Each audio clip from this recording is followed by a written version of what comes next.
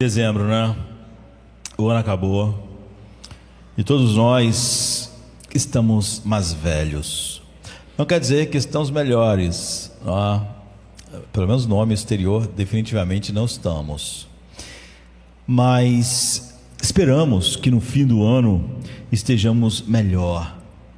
Paulo diz que enquanto o homem exterior dele se corrompia, ficava velho, funcionava cada vez pior, e o homem interior dele estava cada vez mais pleno, mais cheio de Cristo, mais cheio de graça, mais cheio de paz, mais cheio de alegria.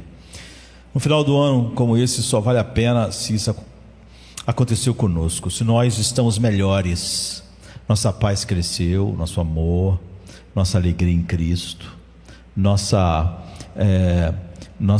a maneira com que lidamos com aquilo que normalmente aumentaria a nossa ansiedade, e estamos nos aproximando, todos nós, da travessia do Jordão, da nossa vida, né?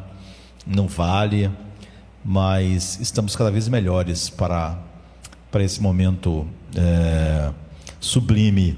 Todos nós mudamos, mas algo, graças a Deus, nunca muda: a palavra de Deus. Ela permanece para sempre. O céu está envelhecendo, o sol está envelhecendo, as galáxias estão envelhecendo, mas a palavra de Deus não está envelhecendo. Mas não é essa a crença geral da igreja dos nossos dias. Sempre que eu chego em dezembro, eu costumo fazer uma recapitulação do que eu tenho pregado. E aí eu, às vezes, mas não assim simplesmente do ano, eu volto 10 anos atrás, eu volto 20 anos atrás, eu volto 30 anos atrás, já prego há tanto tempo. E graças a Deus, o que eu preguei há 30 anos atrás podia pregar hoje. O que eu preguei há 20 anos atrás podia pregar hoje, o que eu preguei há 10 anos atrás podia pregar hoje. Ou seja, nesses 30 anos, as novas ideias da cultura, as novas ideias do humanismo secular, as novas modas da psicologia secular, da sociologia, da antropologia secular, não mudaram em nada o que eu prego, E é óbvio que nós vivemos, nossas vidas são mais curtas agora, mas pela graça de Deus, se eu fosse um Matusalém para viver 900 anos, essa era a verdade. Não por causa de algo em nós, mas por causa de algo na palavra de Deus. Ela simplesmente não muda. É muito estranho quando o que alguém pregava há 10 anos atrás já não encaixa muito com o que está pregando agora. O que pregava 20 anos atrás não encaixa muito com o que estava pregando nem há 10 anos atrás, muito menos agora. O que pregava há 30 anos não se encaixa com nada do que prega hoje, porque é óbvio que ele evoluiu, entre aspas, com as mudanças culturais. Então, um Matusalém fiel à palavra de Deus ia pregar há 900 anos a mesma verdade. Então, normalmente eu faço isso para exatamente fazer uma avaliação. Então eu gosto de pegar alguns temas pregados 10 anos atrás, 15 anos atrás, olhá-los novamente, como eles são frescos, e eu quero hoje, aí isso se reflete nos sermões de dezembro, de janeiro, o final e início do ano. Eu quero olhar para Daniel 4, a partir do versículo 24 até o 37, e começa, na verdade, todo o capítulo é interessante, não é? Daniel é chamado para interpretar um sonho do rei Nabucodonosor, rei da Babilônia, e o que esse sonho mostra, e a resposta a esse sonho tem um ensinamento profundo que confronta o que o homem pensa a respeito de si mesmo agora e há 30 anos atrás, e daqui a séculos, quando não estivermos mais aqui. E Daniel está falando, ele diz: esta é a interpretação ao rei, e este é o decreto que o Altíssimo emitiu contra o rei, meu senhor. tu serás expulso do meio dos homens, e viverás com os animais selvagens, comerás capim como boi, e te molharás como o orvalho do céu. 7 tempos passarão até que reconheças que o Altíssimo domina sobre o reino dos homens, e dá a eles a quem Ele quer. A ordem para deixar o toco da árvore com suas raízes significa que o teu reino te será restaurado quando reconheces ou reconheceres que é o céu que governa e não a terra. Portanto, ó rei, aceita o meu conselho, renuncia os teus pecados, praticando o que é justo, e a tua iniquidade mostrando bondade. Talvez então a tua prosperidade continue. Tudo isso aconteceu com o rei Nabucodonosor. 12 meses depois, quando o rei passeava no terraço do palácio real da Babilônia, ele disse: não é esta grande Babilônia que eu construí como residência real, com a força do meu poder e para a glória da minha majestade? As palavras ainda estavam saindo da boca de Nabucodonosor, quando veio uma voz do céu e disse: é isto o que está decretado a teu respeito, rei Nabucodonosor. Tua autoridade real foi tirada de ti. Tu serás expulso do meio dos homens e viverás com os animais selvagens e comerás capim com o gado. 7 tempos passarão até que reconheças que o Altíssimo domina sobre os reinos dos homens e os dá a quem Ele quer. Imediatamente se cumpriu o que fora dito a respeito de Nabucodonosor. Ele foi expulso do meio dos homens e comeu capim como gado. Seu corpo se molhou com o orvalho do céu, até que seus cabelos cresceram como penas de águia, e suas unhas como garras de uma ave. Ao final daquele tempo, eu, Nabucodonosor, ergui os olhos ao céu, e o meu entendimento foi restaurado. Então louvei o Altíssimo, o Rei, e glorifiquei aquele que vive para sempre. Seu domínio é um domínio eterno. Seu reino dura de geração em geração. Todos os povos da terra são como nada diante dele. Ele faz o que lhe agrada com os poderes dos céus, os anjos, os seres, e com todos os homens na terra. Ninguém pode deter a sua mão ou dizer a ele: o que fazes? Ou mesmo, ao mesmo tempo em que meu entendimento foi restaurado, a minha honra e o meu esplendor voltaram para a glória do meu reino.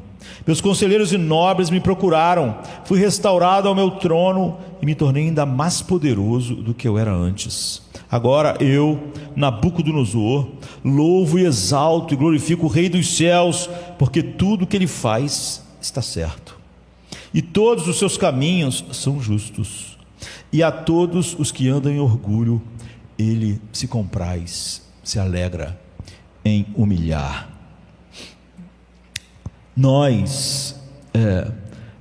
Há sempre uma evolução, entre aspas, no pensamento que o homem tem sobre a alma, sobre os problemas do homem, e o humanismo secular está em uma constante metamorfose. Nosso maior problema hoje é que a igreja suga esses conceitos do humanismo secular, da nossa cultura, e depois começa a obter o significado das coisas que a Bíblia já deu significado do humanismo secular, não é? E são incapazes de pensar biblicamente. Começam a repetir o que o humanismo secular diz e começam a ver as soluções, que nunca solucionam nada, do humanismo secular a ser tentada, até que daqui a um tempo as coisas mudem e continuem de novo. Há pessoas que repetem palavras que elas não conhecem muito, mas que vai virando moda à medida que elas são repetidas excessivamente, não é? A gente está acostumado a isso no Brasil. Quando alguém não concorda com alguém no Brasil, não, no mundo, né? Ah, você é fascista, se você perguntar à pessoa o que isso quer dizer, ela não sabe. Ela repete as palavras que todo mundo repete. Ela não sabe definir o que é aquilo que ela está chamando o outro, o que ela está dizendo. E assim, quando você começa a usar mesmo um vocabulário para explicar os dramas do homem com verbetes que não estão na Bíblia, você acaba fugindo do que a Bíblia diz claramente a respeito daquele assunto. Por exemplo, está na moda hoje, sempre que uma pessoa é contrariada por outra pessoa, e sempre que as coisas não vão como ela quer, ou sempre que no relacionamento as coisas não foram como ela quer, ela diz que o outro é narcisista. E os cristãos estão fazendo a mesma coisa o tempo todo. Olhe para o que as pessoas escrevem no Twitter. O Twitter é melhor, as pessoas são mais diretas e falam mais diretamente a respeito disso. Mas em redes sociais, pessoalmente, o que falam sobre pais, o que falam sobre amigos, o que falam sobre patrões, o que falam sobre igreja, isso entrou na moda. É óbvio que se você tivesse ligado ao que a Bíblia diz a respeito daquilo, em vez de usar só a palavra da moda, olhasse para o que a Bíblia diz, você pensaria duas vezes antes de simplesmente jogar essas palavras sobre outros homens, porque sempre que a Bíblia fala sobre isso, está falando com uma pessoa. E uma das maiores marcas disso, de que você é quando você começa a identificar isso em todo lado. Então, há uma tragédia na história clássica, né, de Narciso. E desde o seu nascimento, ele simplesmente era a pessoa mais extraordinariamente bela que todo mundo tinha conhecido. E sua mãe ficou maravilhada, Liríope, né, a mãe de Narciso. E ele era tão lindo, tão especial, tão belo, que ela procurou o vidente Tiresias para perguntar uma coisa que antigamente era a coisa mais comum, hoje também mas antigamente isso era muito alto, né? Ela foi lá e perguntou a Tiresias: ele vai viver uma vida longa, ele vai viver muito, mas o oráculo, né, o vidente respondeu de uma maneira enigmática. Ele disse: olha, ele disse para a mãe: sim, ele vai viver uma vida longa, contanto que ele nunca veja a si mesmo.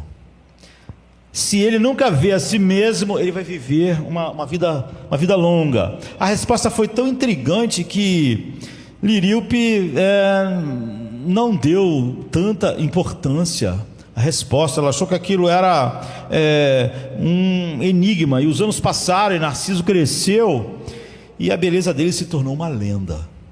Então as pessoas vinham de lugares distantes para ver Narciso.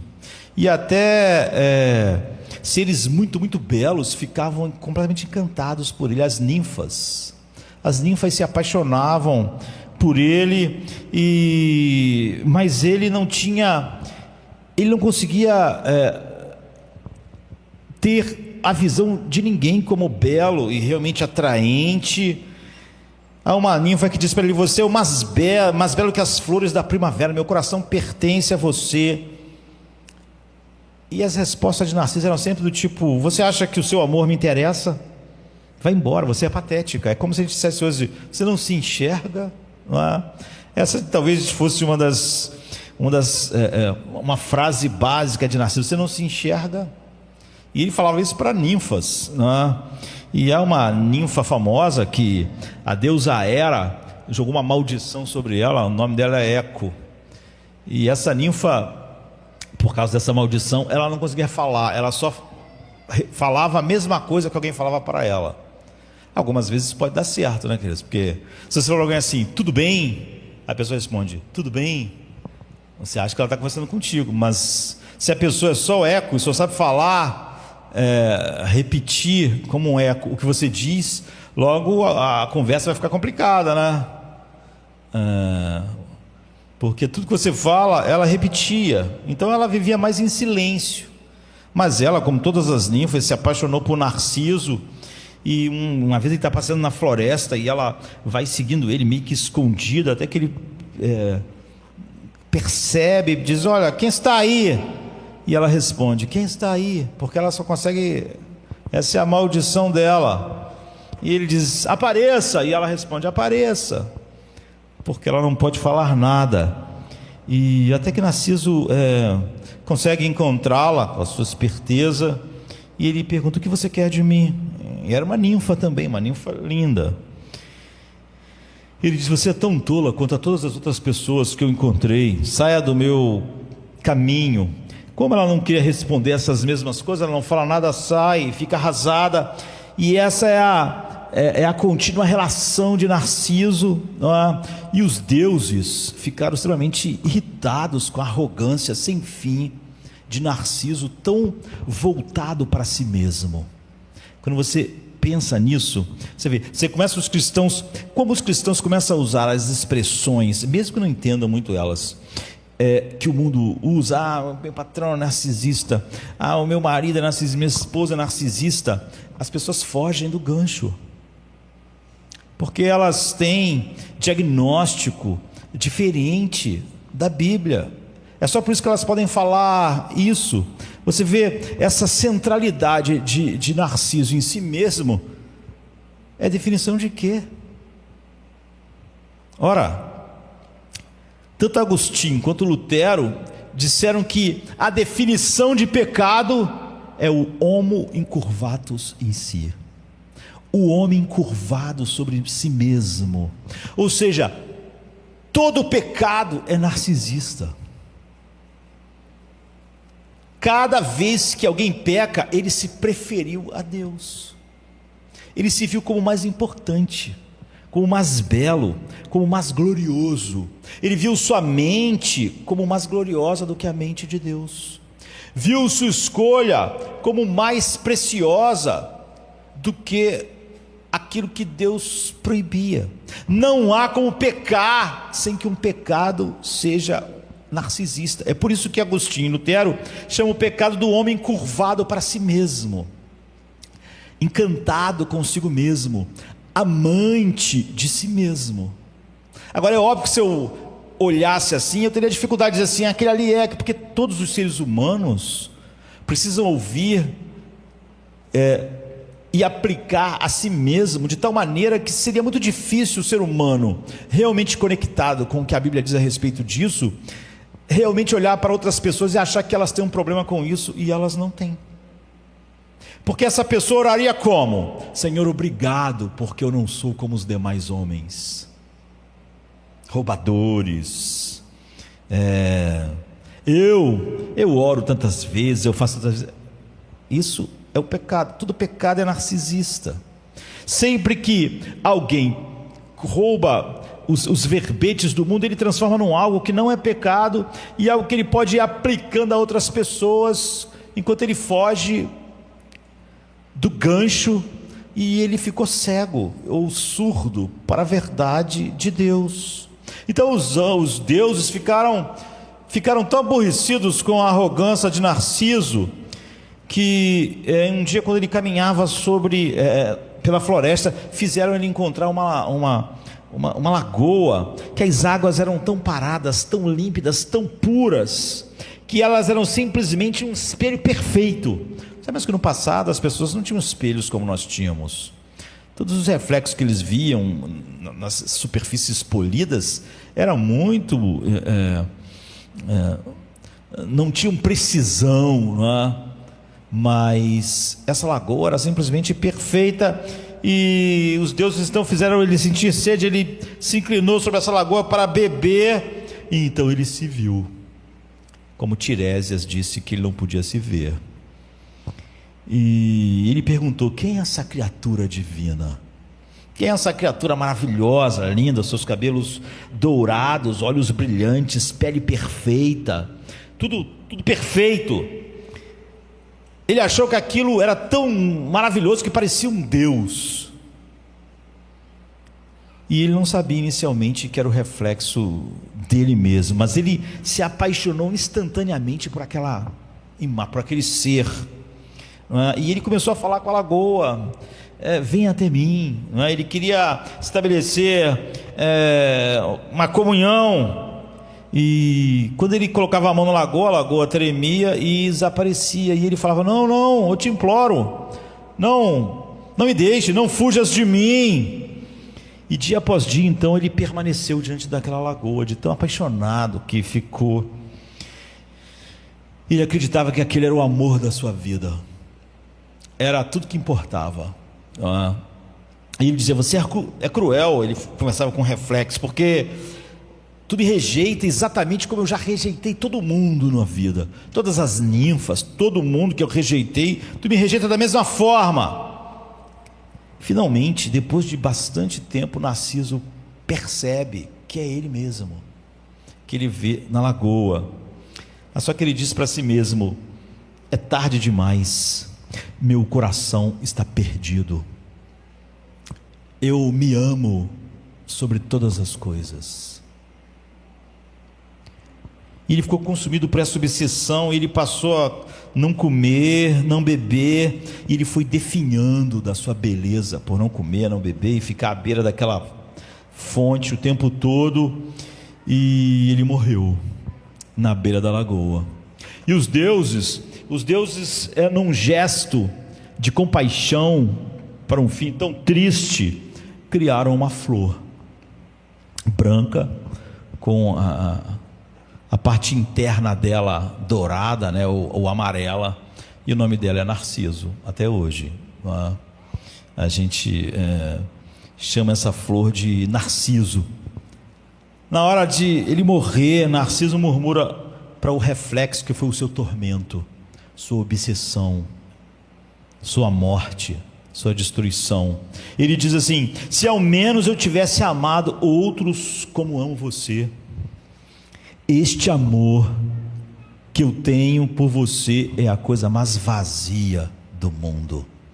E então ele morreu, e a fonte nem aí respondeu nada a ele, refletindo a imagem dele pela última vez antes dele morrer. Então é óbvio que essa história poderia ser resumida com um homem curvatus em si. Qualquer homem, no mínimo desperto pelo Espírito Santo, não fica achando que todo mundo é narcisista. Percebe logo que eu acho que todo mundo tem problema de não fazer o que eu quero, porque eu sou narcisista. E só consigo entender um marido que fizesse tudo o que eu quero, uma esposa que fizesse tudo o que eu quero, um patrão que fizesse tudo o que eu quero, que abraçasse minhas ideias, meus projetos, meus propósitos, meus sonhos, e que todos cooperassem para isso. E como as pessoas não cooperam, porque essa é a essência do viver do homem natural, os homens se tornaram amantes de si mesmos.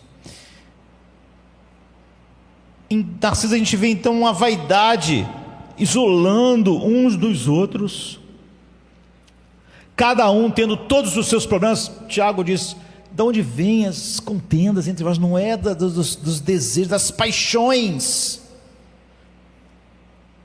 dentro de vocês, paixões para ser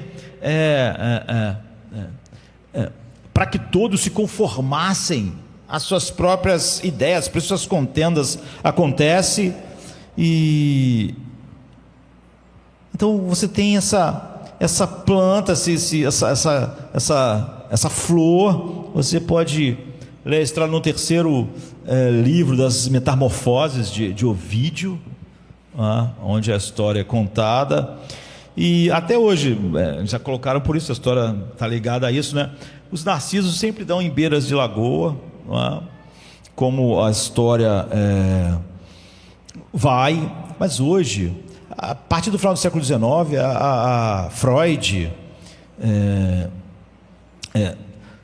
pegou, junto com outro importante pensador, e começou a explorar. Freud tem uma obra só sobre narcisismo. A Associação Americana de Psiquiatria, que na verdade classifica todas as doenças que agora existem, né? Todos os transtornos e todas as doenças, no manual de diagnósticos estatísticos de transtornos mentais, coloca o narcisismo como um problema, um transtorno. Você vê, não é pecado, é uma doença, tratado, e não é de todo ruim. Freud acreditava que o narcisismo existe quando a libido está direcionada para você mesmo. A libido que devia ser direcionada para os outros também, a tua libido fica direcionada só para você mesmo. Porque Freud achava que todos os problemas que você tiver tem alguma relação com o sexo. Como nossa sociedade realmente é obcecada, E Freud definiu o narcisismo como a quantidade de energia que uma pessoa dedica a si mesma. E como ela interpreta todas as coisas a partir de si mesmo. E ele acreditava que o narcisismo é importante na vida. É óbvio. O pensamento desenvolvido por Freud, por exemplo, e por tantos outros, nunca vê isso como algo ruim, porque não há nada moral nessas coisas. Não acreditava que existia um Deus, portanto não existe uma moralidade para dizer que isso é ruim ou mal. É só como lidar com o narcisismo. E ele acreditava que o narcisismo é uma fase importante, e aí o narcisismo é algo importante que vai marcar a passagem do autoerotismo para outras pessoas como objeto do seu amor e do seu erotismo. Freud dividiu o narcisismo em duas etapas: o narcisismo primário, o secundário, e ele considerava que ele desenvolve um papel essencial, não é, no desenvolvimento sexual normal dos seres humanos. Que para o desenvolvimento sexual o narcisismo é fundamental, e é óbvio que você tem que saber lidar com ele para que ele não vire um problema, mas em si mesmo ele não é um problema. Ele desenvolveu a ideia de narcisismo a partir, por exemplo, de uma análise que na obra dele, tem uma obra dele que é só sobre isso, de Leonardo da Vinci, sugerindo que Da Vinci ele tem aquelas obras maravilhosas e tal, porque ele sublimava seus desejos, sua libido, seus desejos eróticos, ele sublimava isso através da arte. Como eu disse, Freud explica tudo através do sexo. E o narcisismo pode ser muito saudável, é necessário para a vida funcionar, mas é óbvio que você não pode deixar ele sair de controle, porque senão isso começa a manifestar uma dependência de afeto de outras pessoas, e sem o afeto de outros você começa a desmoronar, e você tem uma sensação de direito e de exigência, de admiração. Todo mundo tem que te admirar, e essa admiração é constante, excessiva, e você começa a dar um valor enorme a conquistas e talentos para você ser reconhecido, e você fica com uma preocupação exagerada sobre a sua aparência, uma necessidade exagerada de ser amado e de ser admirado e de ser aceito, e você acaba com isso perdendo um pouco a capacidade de apreciar os outros. Então, o manual de diagnósticos de transtornos mentais hoje tem 300 transtornos mentais. Você simplesmente não vai ter nenhum problema que a Bíblia diz ser pecado que não é encontrado lá. Se um homem bate numa mulher e é violento, é um transtorno. Não é algo moral, é um transtorno. Se ele tem problemas com qualquer coisa química, é um transtorno. Não há nenhum problema entre os seres humanos que você não classifique em um transtorno. 300 só de transtornos. O narcisismo é um desses transtornos. Mas é óbvio que a Bíblia já tratou disso exaustivamente, de uma maneira em que todas as opiniões de Freud sobre isso são sempre mais patéticas, não é?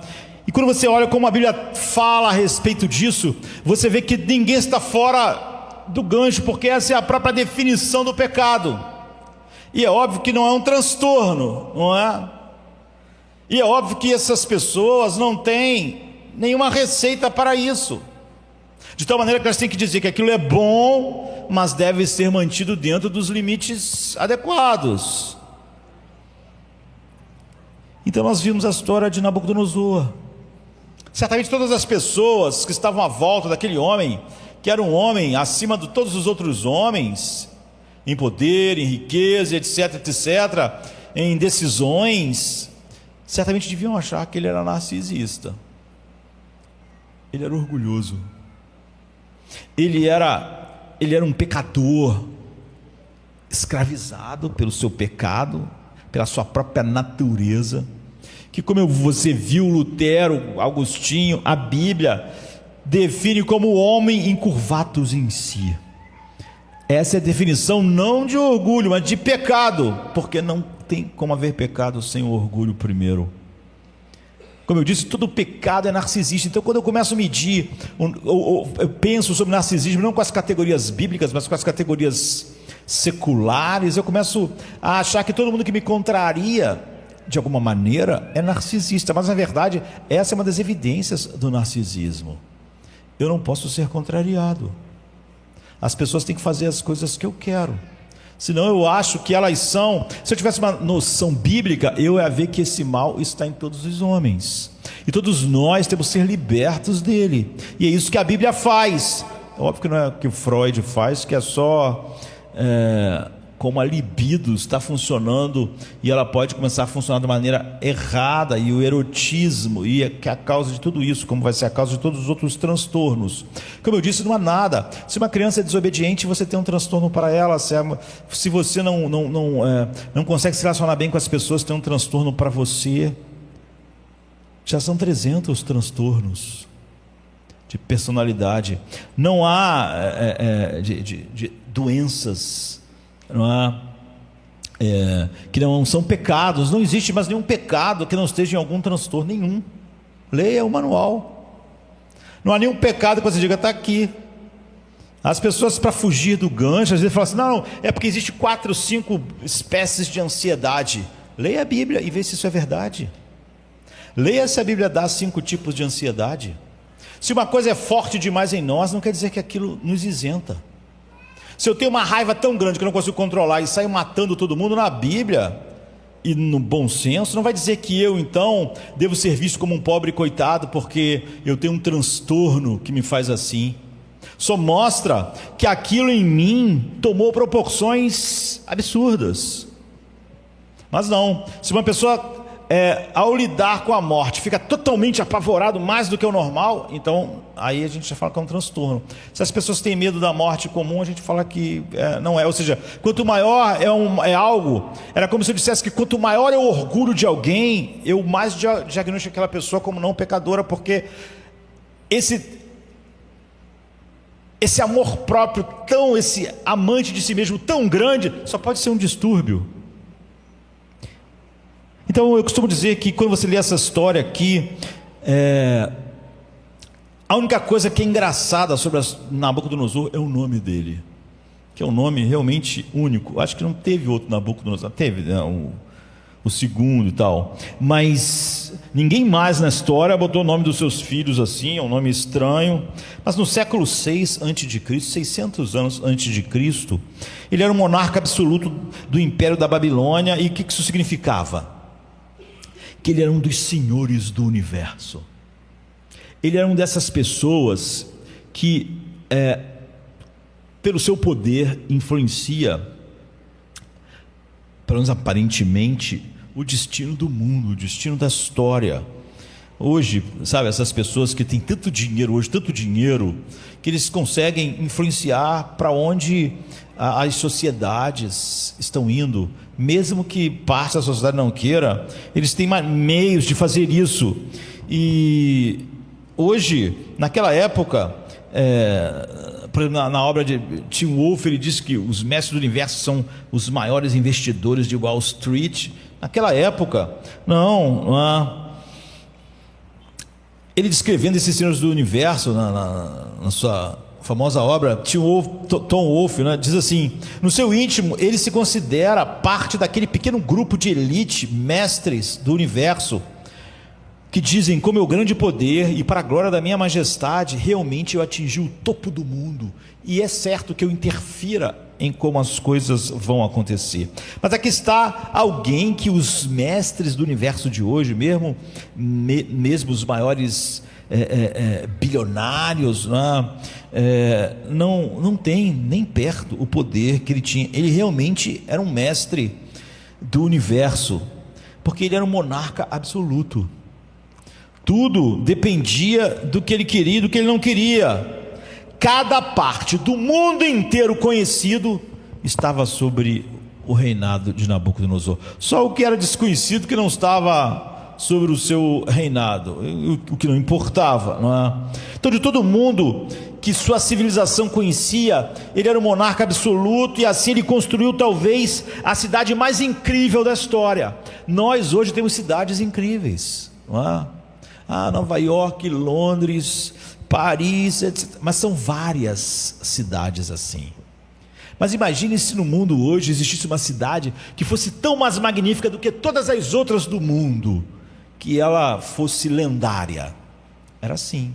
Isso não existe hoje, porque existem grandes cidades. Mas naquela época, a diferença, a distância da Babilônia para todas as outras cidades, mesmo as maiores, era tão grande que era inimaginável hoje. E porque o que Nabucodonosor fez era tão grandioso que foi considerado uma das 7 maravilhas do mundo antigo, que foram seus jardins suspensos, né? Em cima de prédios enormes. E ele fez então, em Babilônia, foi erguer o equivalente a arranha-céus daqueles dias. E ele criou uma cidade incrível, e ela era como um parque cheio de jardins e animais. E ainda assim, aqui está alguém no ápice do poder, talvez o tipo de poder que apenas meia dúzia de homens na história toda tiveram. Não é que Nabucodonosor está entre os poderosos. Você só vai encontrar umas 5, 6 pessoas que tiveram tanto poder quanto ele em toda a história que nós conhecemos. Não é um poder comum que é dividido por pessoas poderosas aos milhares. Ele está entre meia dúzia de pessoas que tiveram tanto poder assim. E ainda assim, aqui está alguém nesse ápice do poder, talvez um tipo de poder que é quase que desconhecido por todas as pessoas que já viveram, e ainda assim a sua vida desmorona. Ainda assim isso não é suficiente para sustentar sua alma. E no final, e eu acho que essa aqui é a parte incrível para nós, ele fica feliz que a sua vida tenha desmoronado. Ele fica feliz que tudo aquilo tinha sido esmagado. Ele fica feliz, ele louva a Deus. Você vê que o final é: eu louvo ao Deus do céu. Ele louva a Deus porque Deus fez isso, porque mostrou que a alma dele era um feixe de necessidades que esse mundo não pode lidar. E você sabe por quê? Ele tinha um câncer espiritual.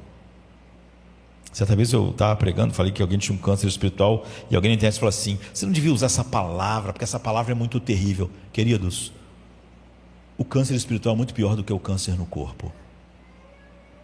Portanto, a ideia de que você não deve usar uma palavra porque ela é terrível demais para usar ela como algo espiritual não faz nenhum sentido. O câncer espiritual, o câncer natural nos mata, nós que já vamos morrer mesmo neste mundo. Mas esse é o nível de sensibilidade extrema que nossa cultura cultivou. Então ele disse que ele tinha um câncer espiritual, havia algo nele que era tão ruim, tão perigoso, que envenenou sua alma de tal maneira e tão profundamente, que só um tratamento drástico poderia funcionar. Como é o câncer? Ninguém pensa no tratamento, mas vai causar isso, vai causar aquilo, não importa. Tem que ser tratado, mesmo que o tratamento seja drástico, para remover da sua alma. Ele diz: qualquer tratamento que Deus usou foi adequado. O que é? É o orgulho, é o homem curvatus em si. Esse é um problema de todos os homens. E a maior marca de que ele é um problema maior ainda é quando você acha que que Deus não está falando contigo aqui, ou quando Deus fala sobre isso todo o tempo, ou como quando Lutero define o pecado como o homem curvatus em si. Se você ficar realmente querendo ver quais pessoas são mais encurvadas para ela mesma do que você está muito encurvado para você mesmo. E nossa geração talvez seja um dos momentos mais importantes em enfatizar isso, não é? Porque, diferente de outras culturas, em todas as épocas, há sempre um sonho de você ser maior. Antigamente, muitas eras, as pessoas eram o que elas eram. Se ela nasceu filho de um carpinteiro, ela ia ser carpinteiro. Filho de pescador, pescador. As pessoas não imaginavam, eu nasci assim, mas um dia eu vou ser um príncipe. Mas nossa cultura não é? Todos podem sonhar em ser mais e crescer e conquistar mais. E é óbvio que isso faz com que esse problema seja aumentado. Todos querem se tornar melhor em alguma coisa, portanto talvez não haja lugar mais importante do que a nossa geração, apesar de que isso é importante para todas as gerações, que você deve fazer perguntas. Poderia ser que as nossas próprias mentes estejam tão obscurecidas quanto a mente de Nabucodonosor. Poderia ser que nosso próprio sono esteja sendo perturbado com mil medos, com aflições e desesperos por causa da mesma coisa que ele. Poderia ser que a sua vida esteja desmoronando e você acha que todas as pessoas à sua volta não estão sendo o que deviam ser por causa disso, pelo mesmo motivo que o dele, pela lição que ele aprendeu. Se alguém aqui diz, bem, eu não sou uma pessoa muito dada ao orgulho, então saiba que não no manual de diagnóstico psiquiátrico americano, né, mas no manual de diagnóstico bíblico, esse é o primeiro sinal de que você tem um problema muito grande com orgulho, quando você acha que você não tem muito problema com ele. Você vê que o homem que orou, obrigado porque eu não sou como tais homens, a Bíblia está botando ele como a epítome do orgulho, mas ele está agradecendo a Deus exatamente porque ele é melhor do que os outros. Então vamos dar uma olhada, o que isso ensina? Por que nós não precisamos das categorias do mundo e nem de Freud nos explicando o narcisismo a partir da sublimação de Leonardo da Vinci, do erotismo canalizado para suas obras de arte? E como é óbvio que as soluções, como o diagnóstico dele é esse, as soluções dele não é nem que aquilo é mal em si mesmo, você só tem que saber gerenciar aquilo adequadamente. Então, o que isso ensina?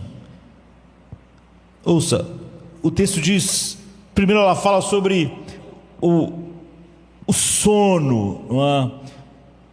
Perturbado que isso produz, e sonho, e o coração do que é isso, e depois o resultado disso na nossa vida. E a única cura que existe, que você não vai encontrar exatamente a detecção do problema no manual de estatística e diagnóstico da Associação Americana de Psiquiatria, e a cura. Então, você nota aqui que começa assim, 12 meses depois, Nabucodonosor estava andando pelo seu palácio, 12 meses depois. Isso não teria sentido se não tivesse acontecido algo 12 meses antes que seja importante para o que está acontecendo.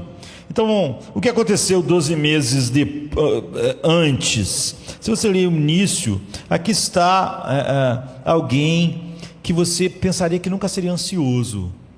É Nabucodonosor. Nunca teria sonhos não realizados, expectativas frustradas, pessoas que barram seu caminho, pessoas que impedem dele fazer o que ele quer, pessoas que impedem seus sonhos de grandeza. Nada para perturbar o sono. Ele devia ser a pessoa que melhor dormia no mundo.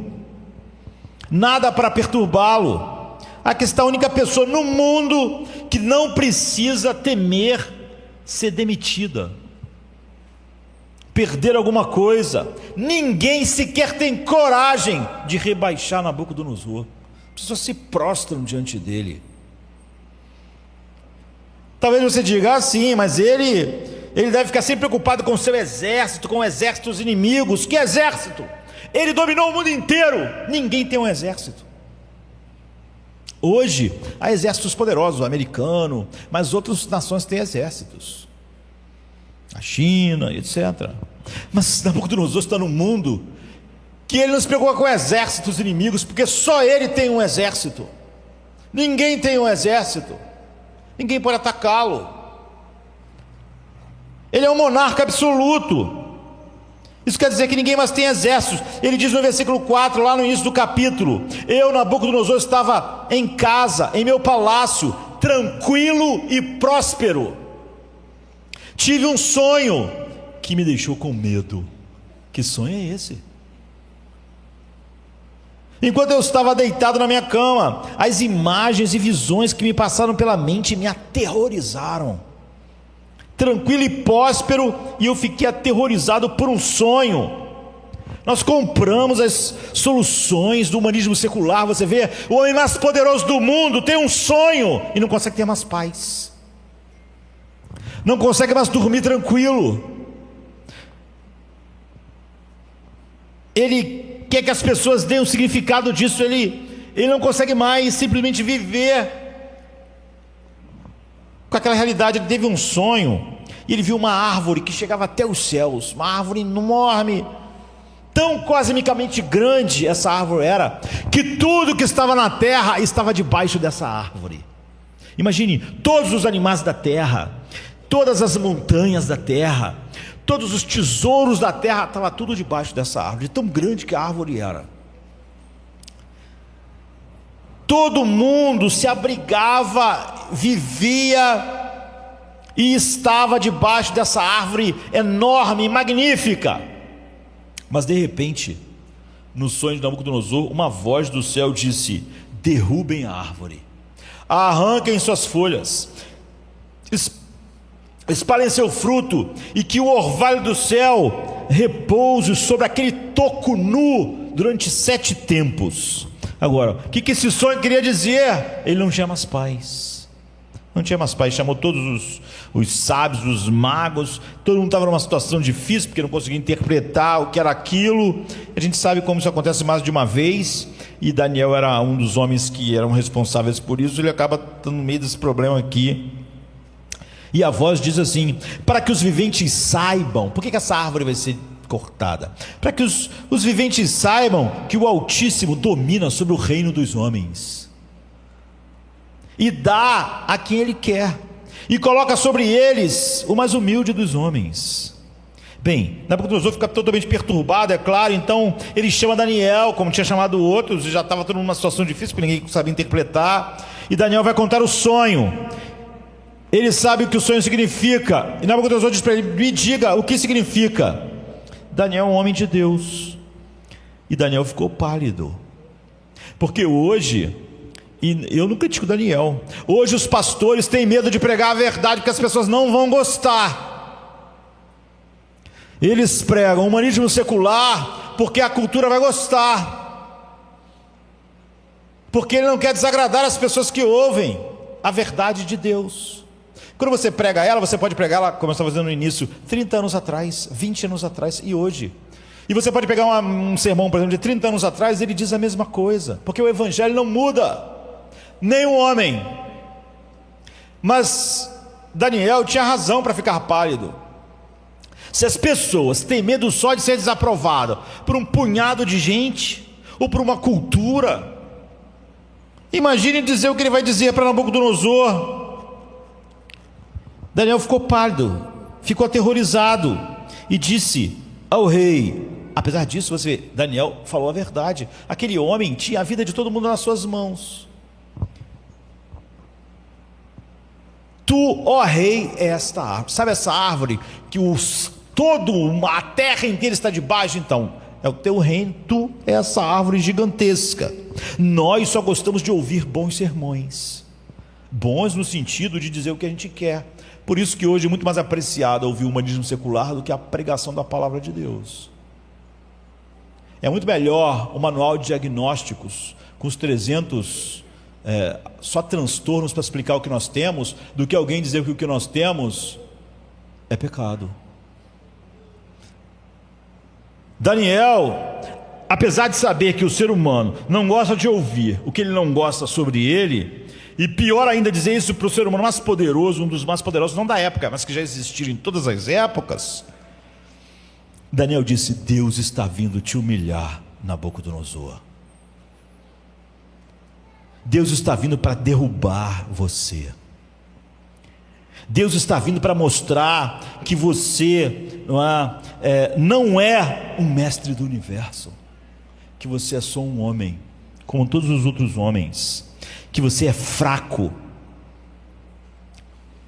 que você se acha grande, mas você é pequeno. Você vê Daniel falando no topo do texto que lemos, ele diz: Deus está vindo e ele vai te humilhar. É óbvio que Daniel está preocupado. Parte das pessoas que ouvem sermões hoje teriam, se pudessem, despedido Daniel. Se tivessem o poder que Nabucodonosor tinham, coitado de Daniel, que entregou a mensagem de que ele era orgulhoso e Deus ia derrubá-lo. Só de alguém hoje em dia achar que o sermão é para ele, e é para ele mesmo, ele ficou com raiva. Nabucodonosor podia ter explodido de raiva aqui e mandado matar Daniel. Ele diz: portanto, por favor, rei, me ouça, mude, se converta, se humilhe, e talvez isso não aconteça. Mas somos informados de que 12 meses depois aconteceu, porque Nabucodonosor ouviu aquilo, apesar de não ter ficado com raiva e mandado matar Daniel, ouviu aquilo como é fácil nós ouvirmos sermões também, acharmos sempre que outras pessoas estão numa situação maior que nós. Como eu estava dizendo hoje, as pessoas pegam os verbetes e as definições do mundo de narcisismo e todo mundo que contraria elas é narcisista. Elas não conseguem entender que essa é a grande evidência de que eu sou. Ou seja, a coisa que mais tem problema com o pecado do orgulho no outro é o meu orgulho. Ele diz: se humilhe. O que aprendemos aqui? Antes de realmente falarmos do coração do orgulho, o que se ensina? Isso daqui não importa o quão realizado você possa ser. Você nunca vai ser um Nabucodonosor, vamos combinar. Como eu disse, só uns 5, 6 pessoas na história da humanidade que nós conhecemos foi um Nabucodonosor. Mas não importa se você fosse tão bem sucedido quanto ele é. Contentamento e prosperidade, ele diz. Ele estava contente e próspero. Ele usou essas palavras. Ele estava contente. É óbvio que ele estava contente aqui não se compara com a palavra que Paulo usou. Aprendi a estar contente em toda e qualquer situação. Ele estava próspero, era o senhor de tudo que ele via, mas ele não conseguia mais dormir. Ele não tinha mais paz. Você sabe que Pedro estava dormindo numa noite quando de manhã cedo ele seria decapitado. Mas Nabucodonosor não estava dormindo. Não importa quão contente, não importa quão próspero um homem chegue com as definições do mundo, não é? Que era o que Nabucodonosor era, nunca será completo, nunca dará paz à alma, que dirá as ideias do erotismo voltado para nós mesmos, de Freud. Não importa quão contente, não importa quão próximo você se torne, você não vai ser completo. Lidar com o medo, lidar com a perturbação da alma, a ansiedade, a expectativa de que está chegando algo que você não controla, o medo que vai se tornando exacerbado quando você acha que as pessoas são obrigadas a resolver o seu problema. Nabucodonosor é aquele tipo de cara que, se vocês não interpretarem meu sonho, vão mandar matar todo mundo. Sabe, a pessoa acha que todo mundo tem que trazer uma solução, as pessoas têm que trazer. Nabucodonosor sabia o que apenas algumas pessoas do mundo sabem. Porque para realmente você saber tudo que o Nabucodonosor sabia, só se você ocupasse um dia o lugar dele. Sabe, outro dia eu estava vendo uma entrevista do Elon Musk dizendo que teve muito problema para dormir e acabou ficando viciado em remédios, e que agora conseguiu finalmente se libertar, em remédios que foram se tornando cada vez mais fortes, mas ele é o homem mais rico do mundo. Os Nabucodonosores da vida são pessoas profundamente perturbadas. Por quê? Porque eles chegam a saber o que o resto de nós também sabe, mas costumamos negar. Naquela declaração de Paulo de que nós negamos a verdade em nossos corações. Nabucodonosor sabia que a alma humana é tão grande que você pode despejar um império como o dele dentro da alma e não vai ser suficiente para dar paz, para dar o senso de identidade que a alma quer. Você vê então a pressão que está sobre os casamentos, sobre a igreja, sobre os amigos, sobre o trabalho. Se o mundo inteiro de Nabucodonosor, o seu harém, suas riquezas inimagináveis, não era suficiente.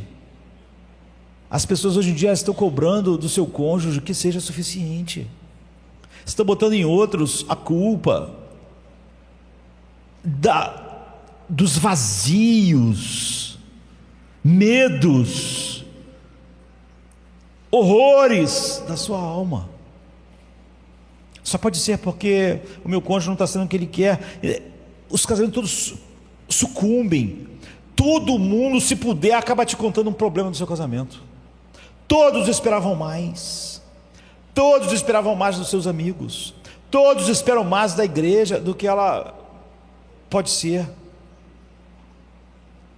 Todos esperam mais dos seus trabalhos, das suas ocupações, e coloca essa pressão. Todo mundo é infeliz. Nabucodonosor sabia que ser aquela árvore que o mundo inteiro estava debaixo dela, ele literalmente era aquela pessoa que Jesus disse assim: se você tivesse ganhado o mundo inteiro e perder a sua alma, o que vai adiantar? Jesus está dizendo: o mundo inteiro não vai salvar a sua alma, não vai te dar paz, não vai te dar nada, o que o homem não daria pela sua alma. Nabucodonosor tinha o mundo inteiro. O que então estamos realmente buscando?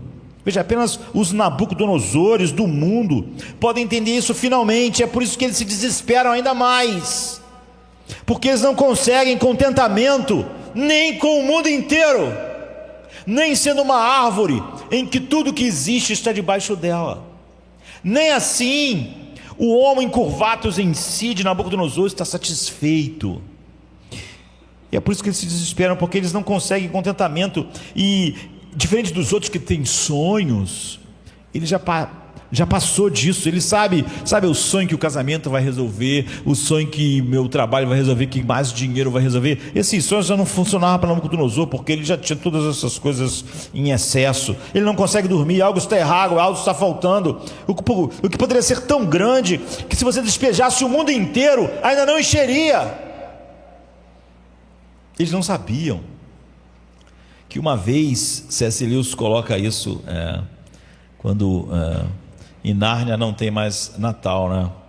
E num diálogo a respeito disso, nas Crônicas de Nárnia, é dito assim: uma vez houve alguém numa pequena estrebaria que era maior do que o mundo inteiro. É isso, eles não sabiam que houve uma pequena estrebaria que continha algo maior que todo o universo. Algo que, se você coloca todo o universo na alma, a alma ainda está desse jeito. Mas só algo maior que o universo poderia. Então, esse algo é maior do que qualquer coração, é maior do que qualquer desejo, e é a única coisa realmente grande o suficiente. Mas Nabucodonosor não conhecia nada a respeito disso, nem as pessoas que estão nas categorias do humanismo secular, que elas estejam na igreja ou não. Então você está sempre pensando: se eu finalmente conseguisse. Esse é o sono que o orgulho produz, o torpor do orgulho, do homem curvatus em si. Outra coisa que nós aprendemos com isso é que, porque Deus é misericordioso e vê o terrível resultado do orgulho, Ele envia vozes, envia sonhos, envia Daniéis. Se você os reconhece ou não, ou se você sublima essas coisas, se você racionaliza, não muda o fato de que Ele manda. São mensageiros para dizer que você não está no comando. Você acha que está no controle da sua vida, mas você não está. Nabucodonosor não estava no controle, ninguém está. Talvez um Daniel tenha trazido algo assim a você, mas você não gosta. Você não gosta.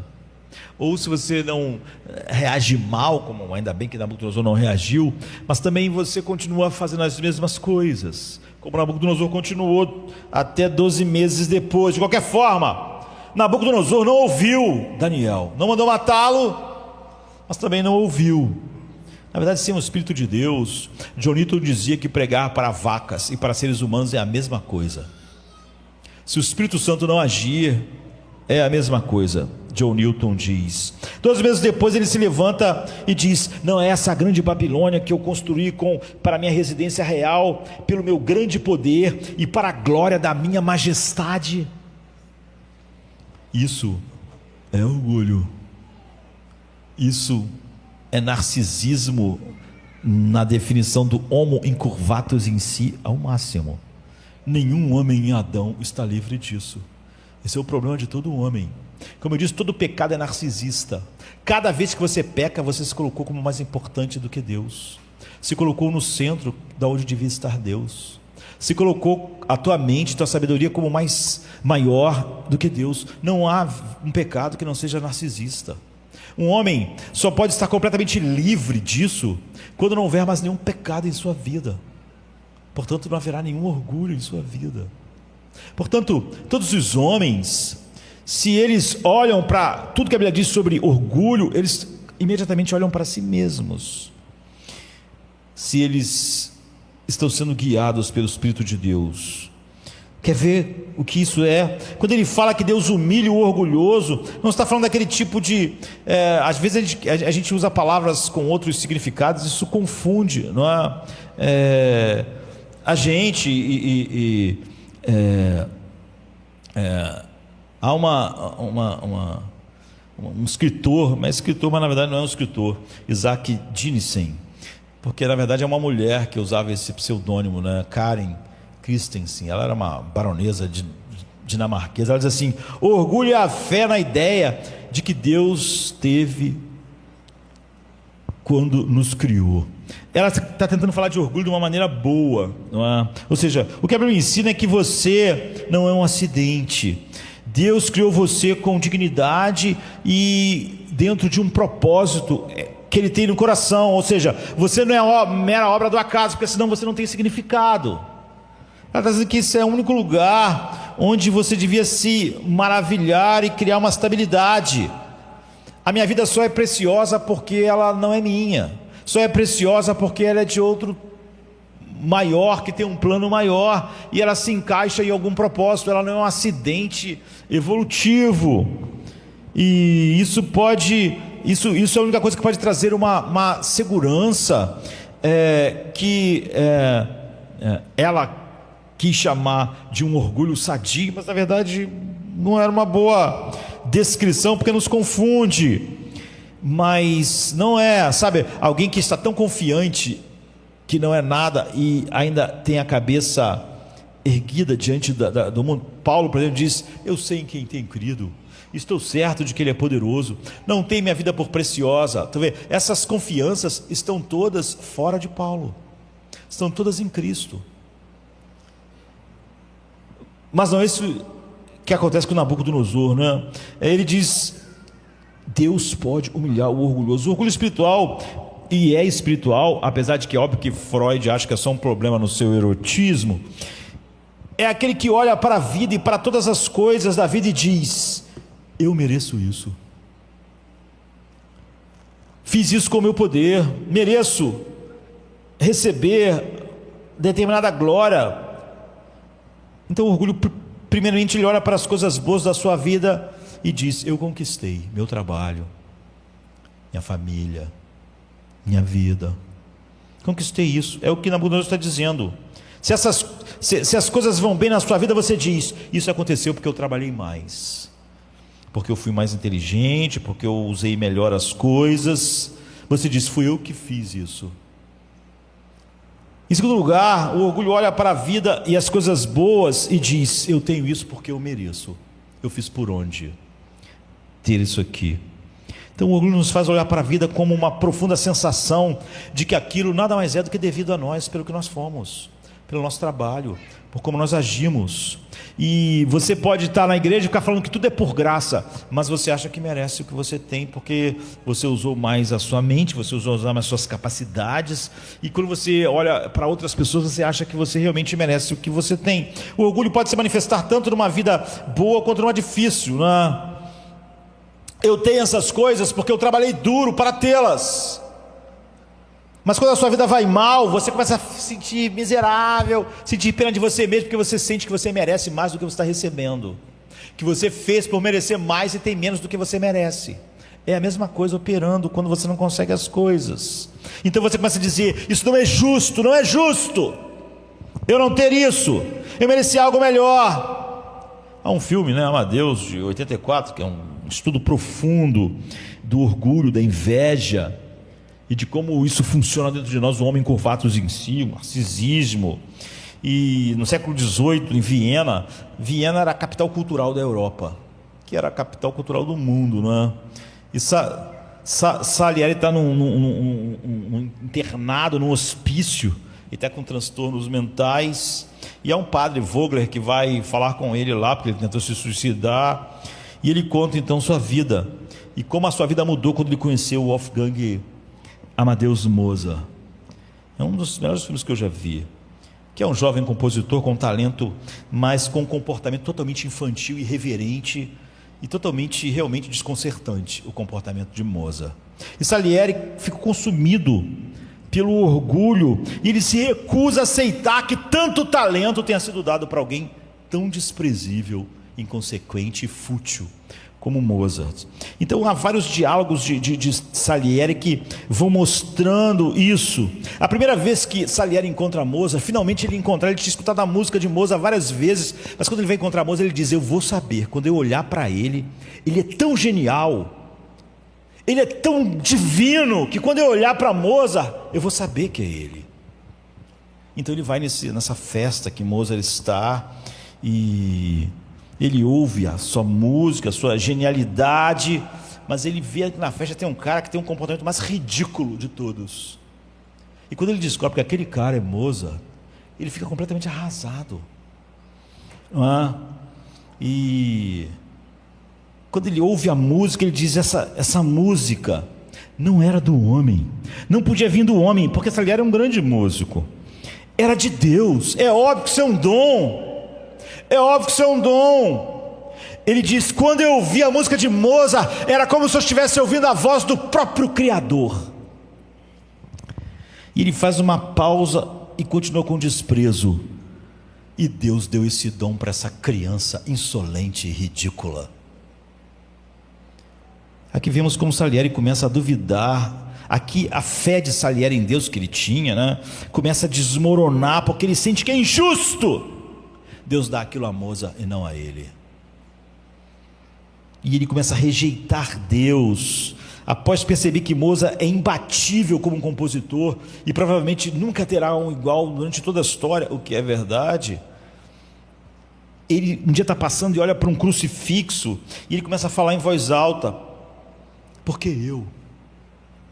Por que fizeste isso comigo? Por que debochas de mim? Eu te dei a minha vida, eu vivi em oração, eu estudei, eu fui casto sexualmente, e agora tu me insultas a escolher esse garoto vulgar. Eu merecia esse talento, ele é um escárnio. Nesse momento o orgulho domina completamente Salieri. Ele não consegue conceber que o talento de Mozart seja apenas uma dádiva divina, mas um deboche de Deus para com ele. E ele, se não pode sequer chegar perto de Mozart, ele se determina em destruir a obra de Deus. Sabe como o diabo fez no Éden?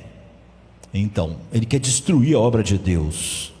E há uma cena particularmente pungente quando Mozart tenta se reconciliar com seu pai, porque Mozart o tempo todo está buscando a aprovação do seu pai. O pai dele nunca valoriza, como o mundo inteiro, como a cultura lá valoriza Mozart. E isso contrasta Todo mundo tem um problema. Mesmo Mozart, com o maior dom que alguém já recebeu para a música, tinha um problema de aceitação. Ele queria uma validação da pessoa que ele achava importante, que era o seu pai. E como seu pai não dava, ele também era infeliz. Contrasta o orgulho de Salieri, que deseja desesperadamente a aprovação de Deus, mostrando que Mozart, apesar de ser aquela pessoa totalmente sem se importar com Deus e com nada, também carregava o seu fardo emocional, porque o pai dele não reconhecia ele. E ele se sentia humilhado, tanto quanto Salieri se sentia humilhado por Deus, Mozart se sentia inadequado pelo seu pai. E ele fala com Constância, sua esposa: não importa o que eu faça, meu pai nunca reconhece. Para ele, eu sou ninguém. Para o mundo inteiro eu sou especial, mas eu não sou especial para ele. E Salieri percebe isso. Percebe que Mozart é extremamente infeliz por causa disso. Essa vulnerabilidade mostra como até os maiores talentos lutam com o desejo de aceitação e validação. Ou seja, Salieri era encurvados em si, mas Mozart também era. São temas que se entrelaçam ao orgulho. Você vê porque você fica dizendo aquela pessoa narcisista, aquele lá, é só porque você consegue enxergar. Mozart podia dizer, Salieri é desse jeito porque era narcisista, mas Mozart também era. Ele também tinha um problema que queria aceitação. E se ele não tivesse aceitação do pai dele, a vida dele era uma miséria. E foi. E então, manipulando para matar Mozart, não diretamente, mas para levar ele a um estado desesperador.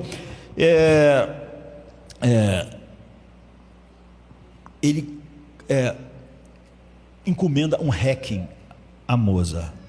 Requiem é um texto litúrgico da missa para os mortos, que a introdução começa com as palavras latinas Requiem e Aeternam, repouso eterno. Então, quando é uma obra para a liturgia da morte de alguém que morreu, você, uma pessoa importante, você encomendava um Requiem.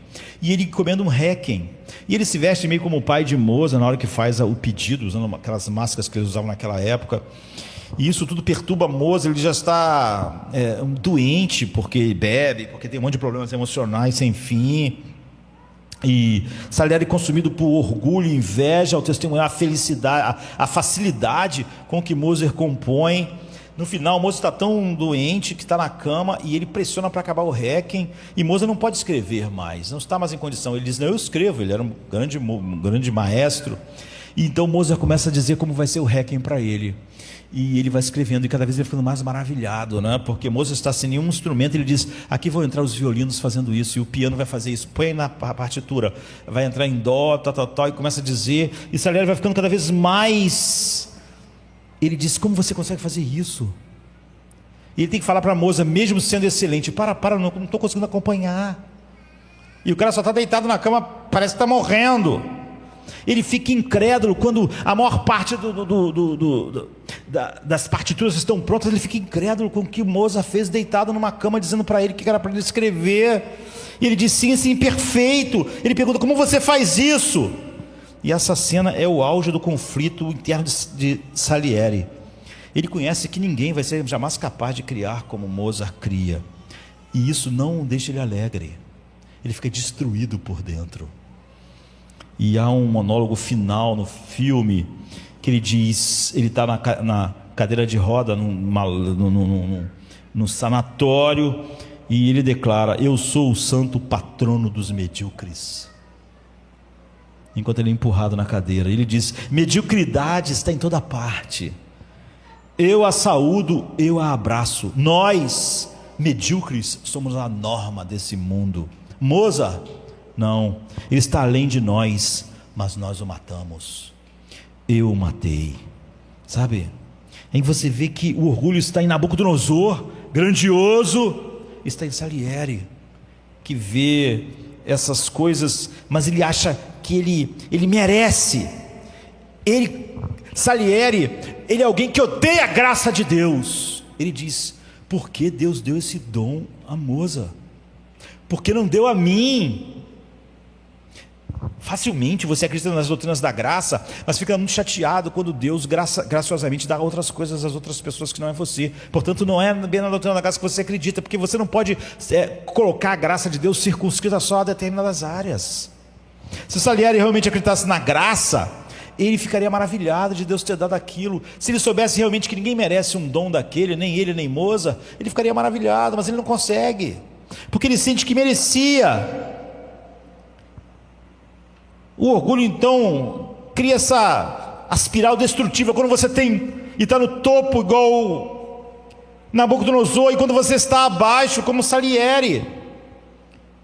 Amadeus não é apenas uma obra-prima cinematográfica, certamente é, mas é um estudo profundo de como o orgulho, o narcisismo, ser encurvados em si mesmo, e a inveja podem consumir um ser humano. E é o problema de todos os seres humanos, se a graça não intervém. Por que a gente tem? Você pode pensar assim, que Nabucodonosor, Salieri, que coisas horríveis. Por que você fica tão chateado quando não tem uma coisa? Porque você acha que merecia ter. Se você achasse que você não merece, você não ficaria assim. Você ia ser grato pelo que você tem, porque também não merece. E quando você visse outras pessoas com outras coisas, como Moza, com talentos, ou como Nabucodonosor, com reinos, você ia dizer: ninguém merece isso, eu não mereço isso, eu não tenho razão de ficar chateado, eu não tenho razão de ficar amargo porque eu não tenho alguma coisa, porque eu sei que eu não mereço nada. Se o que eu digo é verdade. Humildade é muito diferente. Então, uma definição: o orgulho é atribuir a autoria daquilo que é, na verdade, um dom a si mesmo. Se você vê todas as coisas como um dom de Deus, você nunca vai atribuir o que você tem a você mesmo. Então você vai ser alegre com o que tem, e vai poder se alegrar com o que outros têm, porque eles também não mereciam realmente, mas você não merece mais do que eles ter as coisas. O orgulho faz você olhar para a vida e dizer: eu sou o autor, quando na verdade tudo é um presente. E é por isso que as pessoas começam, até espiritualmente: você não tem os frutos que eu tenho. É óbvio que se essa pessoa achasse que o que ela tem como fruto é um fruto do Espírito Santo, ela nunca compararia com outra pessoa. É óbvio que se ela acha que está numa condição de ser o analisador dos frutos do outro, é porque ele acha que o fruto é dele. Se ele achasse que aquele fruto é do Espírito, ele nunca ia achar que de alguma maneira ele está numa posição melhor do que o outro. Quando nós alcançamos, somos alcançados pelo verdadeiro evangelho, a gente começa a orar como a gente viu hoje no início do culto, no Salmo 86, Senhor, me ouve, porque eu sou pobre e necessitado, eu não tenho nada, só a tua graça pode me dar. Quando as pessoas caem, Paulo diz: cuidado para que você não caia também. Tremam o cipreste quando os cedros caem, porque se grandes árvores caem, se Nabucodonosor não pode dormir de noite, então quem pode, com qualquer esquema humano, humanista, se livrar da ansiedade e dos medos da vida? O orgulho é uma forma de plágio cósmico. Você diz: eu criei. A humildade, ela adota uma abordagem completamente diferente. É um presente, tudo é um presente. Eu não mereço. Mas eu tenho tudo isso porque eu sou inteligente, eu tenho uma mente. Então, mas você não merece uma mente inteligente, portanto você não pode se orgulhar dela. Eu faço isso porque fisicamente eu sou um gênio. Então, você não merece o corpo que você tem. Olha essas bênçãos, tudo isso é um presente. Alguém pode dizer, e vai dizer hoje em dia, no mundo e na igreja: isso é horrível, isso é baixa autoestima, dizer que eu não mereço nada que eu tenho. Você anda por aí achando que não merece nada. Não, você está confundindo as coisas. Existe uma coisa que a gente pode chamar de falsa humildade. A pessoa diz: eu não mereço, então eu não quero, eu sou mau, eu sou um fracasso, não posso aceitar. Porque as pessoas, elas sempre sentem que elas têm que merecer. Por que as doutrinas da graça têm um problema enorme na igreja e o humanismo secular não tem? Porque as pessoas acham que se elas um dia vão estar no céu, elas têm que merecer. Elas têm que ter feito algo que colocou elas no céu, não Deus. Por isso que ninguém tem problema com as ideias de liberdade humanistas, mas tem problemas sérios na igreja com as doutrinas da graça, porque senão ela vai estar no céu sem merecer. Então a verdadeira humildade diz: eu não mereço as coisas boas da vida. Se Deus me desse o que eu mereço, eu estaria perdido. Mas veja aqui, eu tenho um casamento, eu não mereço. Eu tenho um emprego, não mereço. Eu tenho uma mente que funciona, eu não mereço. A humildade remove todo o sistema de orgulho. Não consigo nem começar a merecer as coisas boas que Deus me deu. Eu não mereço minha saúde, eu não mereço minha mente, não mereço meus amigos. Tudo é misericórdia. Assim, cada coisa boa é como uma sobremesa, é uma surpresa, é imerecido. Cada coisa boa na sua vida você pensa, caramba. Portanto, quando elas vão embora, você não fica achando que alguma coisa que você merecia foi tirado de você. Alguém pergunta, o que há de tão ruim em se orgulhar assim das coisas que você conquista? Nabucodonosor olhou para tudo e disse, eu não mereço tudo que tenho, não foi eu que construí. E não é verdade que ele era o maior gênio militar, um dos maiores gênios militares da história. Não é verdade que ele era um dos maiores administradores econômicos que a história já teve. Não é verdade que realmente ele pegou um reino que não era grande coisa e fez dele o maior do mundo. Ele não era um gênio político, porque ele não podia dizer que merecia. O problema é o seguinte, alguém compõe uma música, não é? E eu vou lá e escrevo o meu nome nela, pego as músicas de Jason Mraz e digo que elas são minhas, e você dizer, caramba, além de você ser um pregador, você é um compositor incrível. O que eu fiz? O compositor, ele tinha o direito de ficar indignado. Quando você diz que merece qualquer coisa que Deus fez, você está roubando Deus. A Bíblia diz que, porque temos orgulho, porque não queremos admitir que tudo é um presente de Deus. Essa é a raiz do nosso orgulho. Não queremos admitir que o Éden é de Deus, que eu estou lá por mera graça, que Ele deve sim dizer o que deve ou não ser feito lá, porque pertence a Ele. Porque se você admitir que Ele é o autor de tudo, Ele tem o controle de tudo. Se você admitir que Deus é o autor da sua mente, Ele tem o controle da sua mente. Se você admitir que Deus é o autor de tudo que Ele te dá, a palavra dEle tem que controlar o que você tem. Se você admitir que Deus te deu tudo o que você tem, todo o dinheiro que você tem que admitir que o controle sobre isso deve vir do que Ele fala. Porque se você admitir que Ele é o autor, você vai perder o controle. Você tenta manter posse, mesmo que seja pequena. Dorothy Sayers, né, uma escritora inglesa de poemas, respeitada como uma estudiosa da literatura clássica, mas também escrevia ótimos histórias de detetive. Ela fala que o pecado é uma desordem interior profunda na alma. O pecado sempre é um desejo de manter o controle. O pecado é um homem curvato em si. Todo pecado é narcisista. É um desejo. Para justificar o seu controle, você precisa se cegar que Deus é o autor de tudo e que você tem uma dependência final dele. Talvez você diga, não tenho controle da minha vida, eu sei, Deus é dono de tudo, Ele dá tudo, tudo vem dEle, para Ele. Mas você não vive de acordo com isso. Quando Deus tira alguma coisa, você acha que Deus tirou uma coisa que era tua. Quando Deus te dá, você acha que você tem aquilo porque é você que conquistou. Mas se você insiste, eu levo em conta o que a Bíblia diz, de que tudo é por Ele, por causa dEle, para Ele, glória pois sejam dadas a Ele. Então você tem que admitir que você é totalmente dependente, que você não conquistou nada. Quando você realmente está sob seu controle, nunca. Você não escolheu em que país nascer, em que bairro, você não escolheu o seu gênero, o século que você nasceu. Por que você não nasceu no século XIV, na época da peste bubônica, e morreu de peste bubônica? Você decidiu isso? Por que não nasceu? Você diz, eu trabalhei duro. Com o quê? Trabalhou duro com o quê? Com a mente, com o seu corpo, com as habilidades que Deus te deu. Escravos também trabalharam duro durante toda a história humana. Você não escolheu seus pais, seus irmãos, suas experiências de infância. 1 Coríntios 6:4 diz, então não terão orgulho de um homem em detrimento de outro, pois quem te fez diferente de alguém? E o que você tem que você não recebeu de Deus? Tudo é presente. A Bíblia diz que humildade é olhar tudo como um dom. O Senhor deu, o Senhor tirou. Quando Ele tira, Ele não tira o que eu mereci, Ele tira um dom que eu não merecia. É assim que eu aprendo a lidar com a perda, sem ficar amargo e deprimido.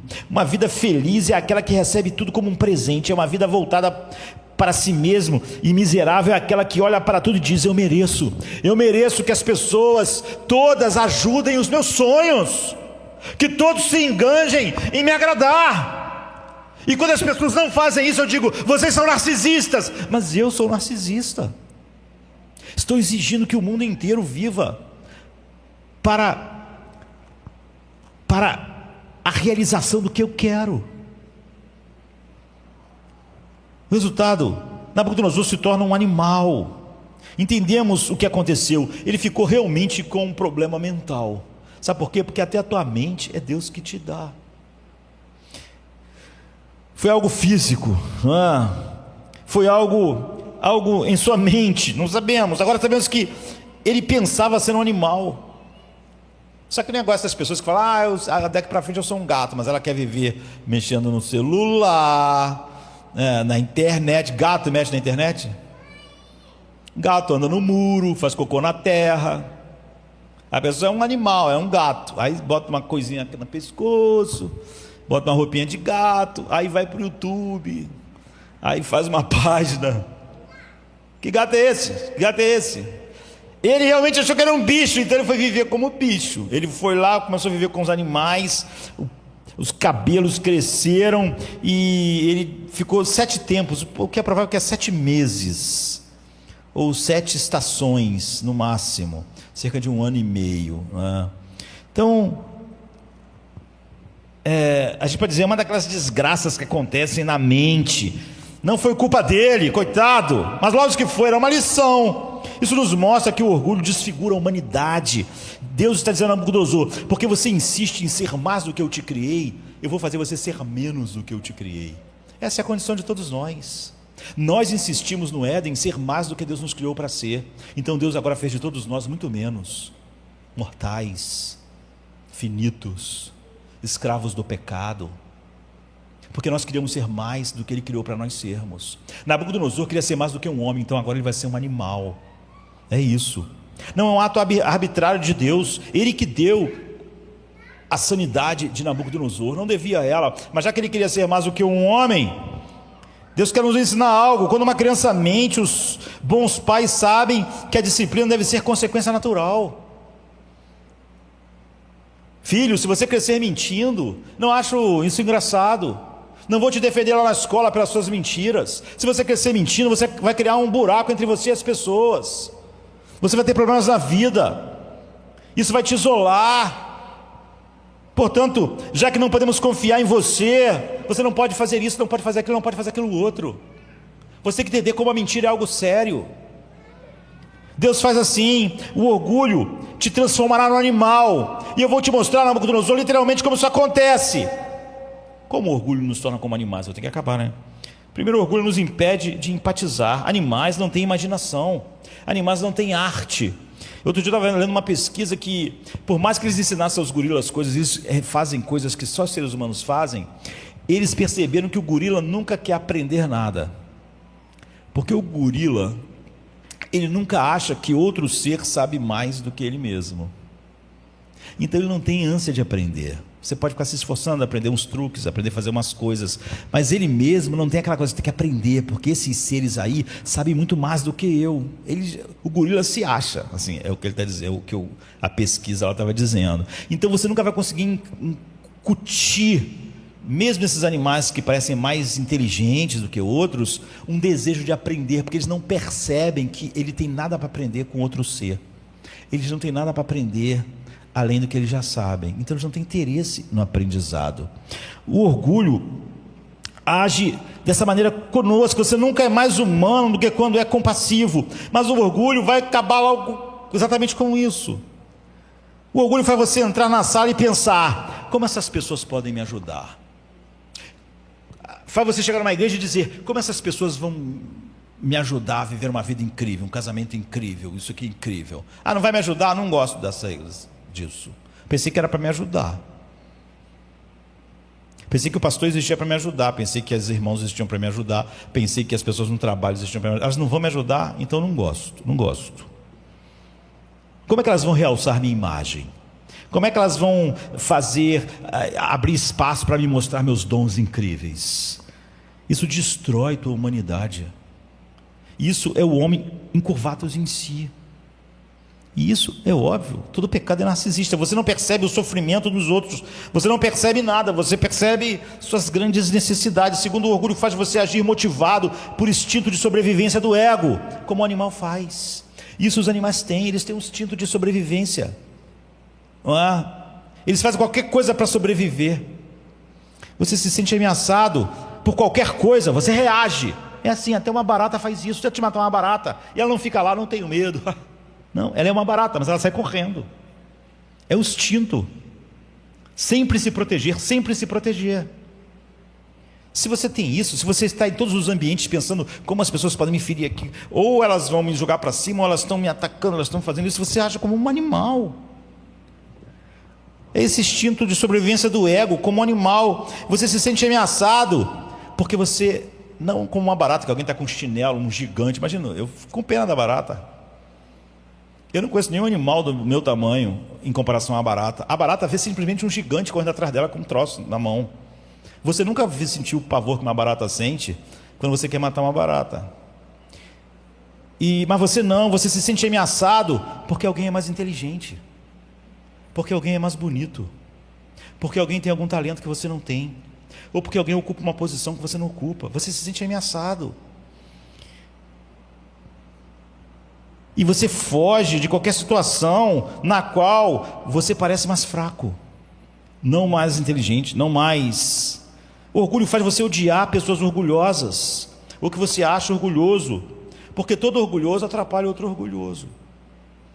Terceiro, o orgulho o torna incapaz de alegria verdadeira. Animais podem ficar satisfeitos com o quê, queridos? Com as circunstâncias. Um boi é feliz se tem capim verde. O boi não pode ser feliz sem capim, sem nada, porque o boi depende totalmente das circunstâncias. Um animal, ele só pode ser feliz com as circunstâncias certas. O orgulho suga a tua alegria, porque faz você um animal. Se tudo vai bem, você pensa, pelo menos tá bom. Não há surpresa, não há gratidão. Se tudo vai mal, você é a amargura em pessoa. Você acha que merecia muito mais de Deus do que está recebendo. O orgulho destrói a habilidade de lidar com tempos ruins. Você nunca vai poder lidar com a aflição, porque você, como um animal só sabe lidar com as circunstâncias, elas são boas ou ruins. É isso que vai fazer o que eu sou. Agora, a cura para isso, para encerrarmos, Freud tem alguma explicação? Você acha que as explicações dele sobre a libido, como Da Vinci sublimou a libido dele para a sua obra de arte, você acha que tem alguma saída nisso? Tente. Só uma vez ser curado, Nabucodonosor encontrou. Sabe o que acontece? Deus precisa fazer isso. Nas obras de C.S. Lewis tem um menino que ele adora ouro, essas coisas, Eustáquio, e como os dragões, né, que adoram ouro. Um dia ele acordou, ele tinha se virado um dragão, e ele tinha que ser desdragonado, mas Eustáquio, ele arrancava a pele de dragão dele, mas nascia outra. Ele não conseguia deixar de ser um dragão que amava ouro. Ele não conseguia lidar com o orgulho na vida dele. Mas um dia apareceu Aslan, que é a figura de Cristo, né? E com garras enormes daquele grande leão, ele começou a rasgar e tirar a pele de Eustáquio, que tinha virado dragão, e ele desdragonou Eustáquio, e Eustáquio virou um homem de novo. C.S. Lewis quer ensinar o seguinte: ninguém pode lidar com o seu orgulho, só Aslan pode tirar realmente o orgulho, né? Lewis nos mostra que não podemos nos livrar do orgulho apenas pela força de vontade, porque sequer temos, na verdade, uma grande força para lidar com ele. Só Deus pode te despir. Você pode tentar Freud, mas um dia você vai descobrir. O ideal é que seja nesse mundo ainda. A única coisa que nos cura do orgulho é ver duas coisas simultaneamente: que não merecemos nada além do juízo de Deus. Não é um jogo de palavras. Não adianta dizer assim: eu não mereço nada de Deus. Como as pessoas dizem, todos merecem um inferno. Aí morre um parente que não é salvo, ele fica: por que Deus não salvou meu parente? Você falou que todo mundo merecia um inferno. Então não é um jogo de palavras. Não merecemos nada além do juízo. Se isso for um jogo de palavras, não serve. Mas se for verdade, eu mereço o juízo. Então você não vai estar reclamando de receber muito menos do que o juízo de Deus. Que ao mesmo tempo somos objetos da maior misericórdia, quando merecemos o juízo. Algo que você não pode reivindicar como direito, porque ele diz: terei misericórdia de quem eu tiver misericórdia. Se você conseguir realmente ver, só o Espírito Santo para fazer, só o Aslan pode te desdragonar, né? Se você conseguir ver essas duas realidades, você é curado, e você vai sendo paulatinamente por Aslan tirado as suas escamas de dragão, até que um dia não vai sobrar nada, e você vai ser a imagem do Filho de Deus. Quando você vê ambas as coisas, foi o que aconteceu com Nabucodonosor. Ele diz: todos os povos da terra são nada. Ele está falando dele mesmo: eu sou nada, eu faço parte de todos os povos da terra. Ele reconheceu que o que Deus fez era certo. Ele poderia ter se endurecido: eu não mereço isso, não mereço ser tratado como um animal, ficar pastando como um boi. Mas ele disse: Deus me humilhou. E Deus estava certo. Ele humilha quem Ele quer. Em segundo lugar, ele reconhece que tudo o que voltou para ele agora era um presente. O seu reino não era mais suas conquistas, porque você viu que tudo voltou para Nabucodonosor. Ele diz que ele não merecia aquilo e que Deus deu a ele de volta. Agora ele vê o reino, as mesmas coisas que ele tinha antes, agora ele vê como um presente. Deus pode tirar, se quiser, é dele. A misericórdia de Deus mostra que ele cortou, como Daniel disse, a árvore, mas deixou o toco. Ele não arrancou a raiz. Mostrou misericórdia, que ele perdoaria, que ele mudaria Nabucodonosor. E Nabucodonosor não sabia o que nós sabemos. Você pensa: como Deus pode perdoar um homem como Nabucodonosor? Como ele pode perdoar um dos mestres do universo? Esses poucos homens que tiveram tudo o que ele teve. Deus pode. Agora nós sabemos, porque o único mestre do universo se levantou do seu trono.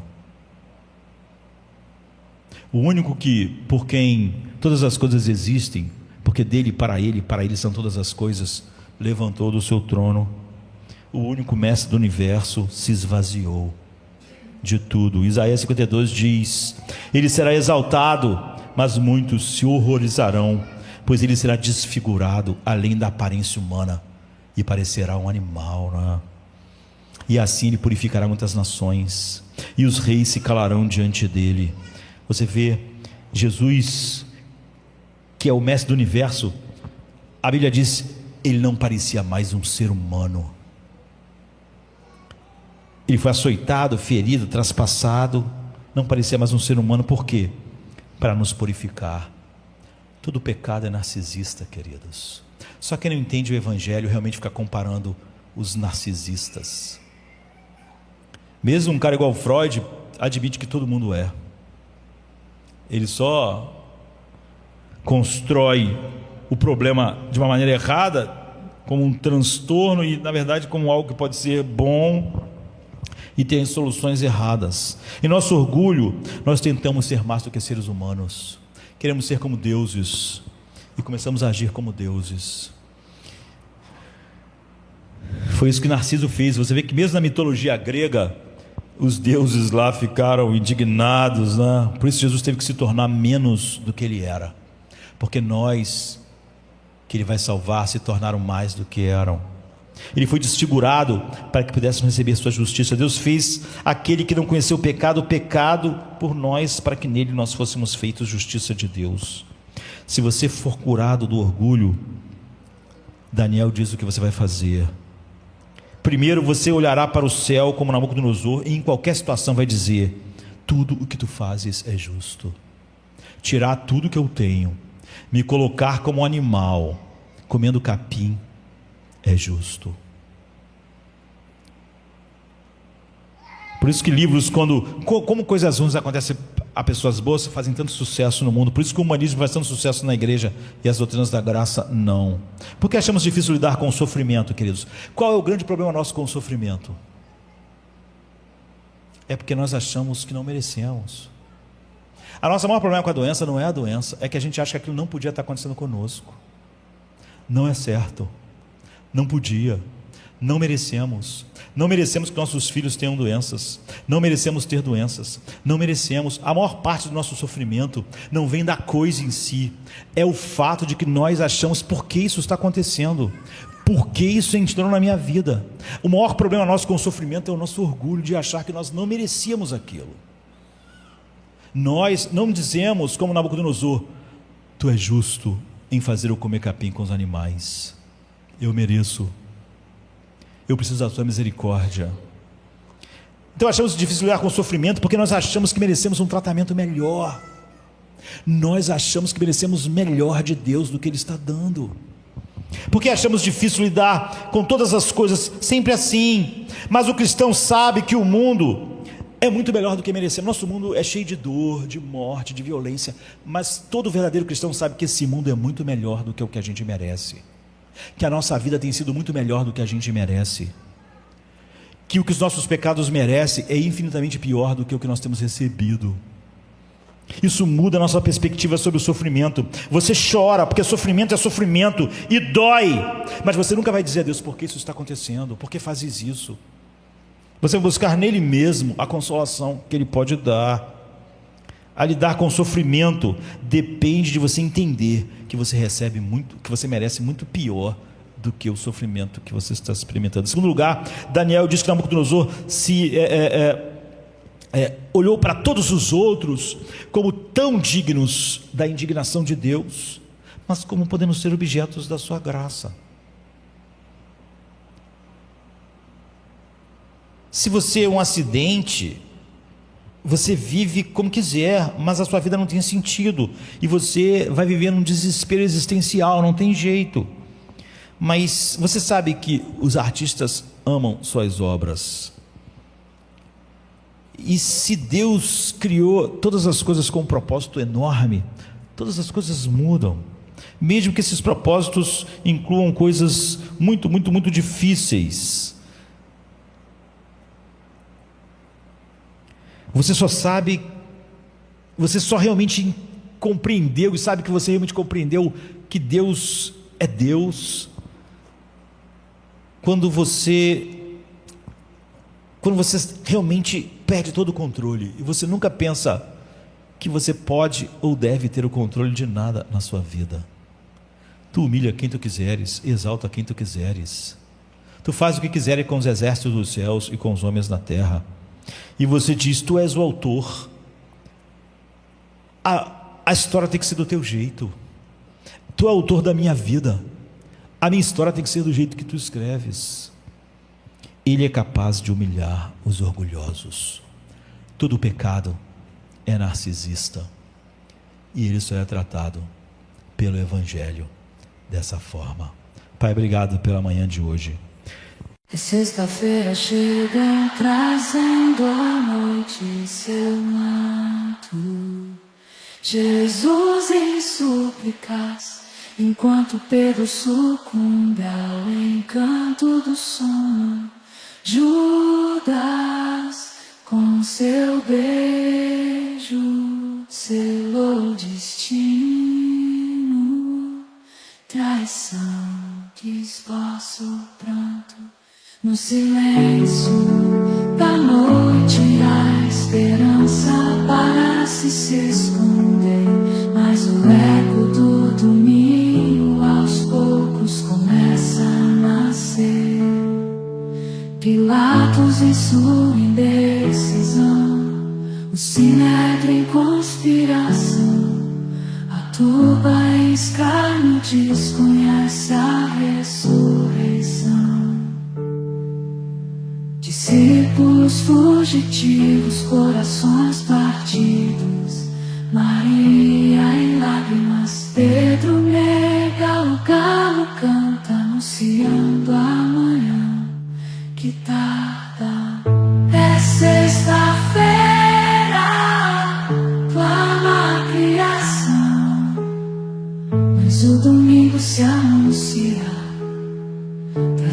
redenção. Nosso Salvador, sob o peso da cruz, caminha entre a multidão que zomba, sua santidade diminui. A coroa de espinhos, o sangue que escolhe marcas de amor infinito. É sexta-feira, mas a esperança do domingo não está tão distante. Elevado na cruz, entre criminosos a dor se faz presente. O véu se rasga, a terra treme, o céu escurece, o silêncio envolvente. A pedra colocada, os guardas se postam, a vigília começa, mas a promessa do domingo no coração ainda aquece. É sexta-feira, mas não é o fim. Domingo vem aí com vitória sem fim. A escuridão parece reinar, a morte sorri, certa de sua vitória. É sexta-feira, mas a história ainda não contou sua glória. O pecado julga ter vencido, a esperança parece falhar, mas a luz do domingo já começa a brilhar. O túmulo agora vazio, a pedra removida, Jesus ressuscitou, trazendo vida. Manhã de domingo, brilha a esperança restaurada. A morte foi vencida, a redenção proclamada. É sexta-feira, mas a alegria vem com o amanhecer. Domingo já chegou, ensinando-nos a renascer. Nosso Salvador, sob o peso da cruz, caminha entre a multidão que zomba, sua santidade diminui. A coroa de espinhos, o sangue que escorre marcas de amor infinito. É sexta-feira, mas a esperança do domingo